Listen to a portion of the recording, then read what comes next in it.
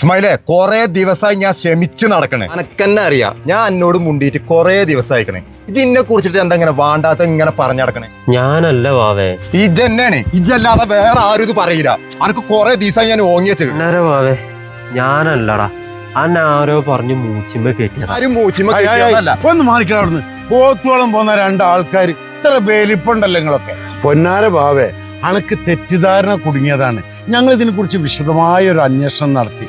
ഓനല്ല, ഇതിന്റെ പിന്നിൽ വേറെ ചില കളികളാണ്. സ്മൈലേ, ഞാനിങ്ങനെ ഓരോരുത്തർ ഇങ്ങനെ പറഞ്ഞു കേട്ടപ്പോഴേ ഇജാണ് ചെയ്തിക്കണേത്. ഞാൻ അങ്ങനെ കൊറേ ദിവസം എന്നോട് മുണ്ടാതെ നടന്നു. സാറല്ല, ഇജിന്നോട് പൊരുത്തപ്പെട്ടോ. വാ സാറില്ല, പോവാ.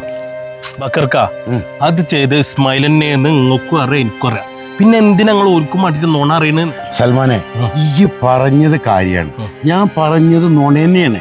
പക്ഷെ അവര് ജ്യേഷ്ഠനും അനുജനും തമ്മിൽ ഒന്നിപ്പിക്കാൻ വേണ്ടി ഒരു നുണ പറഞ്ഞതിൽ തെറ്റില്ല എന്നാണ് എനിക്ക് തോന്നുന്നത്. ഇപ്പൊ കണ്ടജി, ഓല് രണ്ടാളും സന്തോഷത്തോടു കൂടെ പോണ പോക്ക് കണ്ടോ. നമ്മള് അത് പറഞ്ഞിട്ടില്ല എങ്കിൽ ഓല് ചിലപ്പോൾ മരിക്കുന്നത് വരെ ഈ വൈരാഗ്യം കൊണ്ടു നടക്കും. അപ്പൊ ഒരു കുടുംബം നന്നാകാൻ വേണ്ടി ജായിസായ ഒരു നുണ പറഞ്ഞു, അത്രേ ഉള്ളൂ.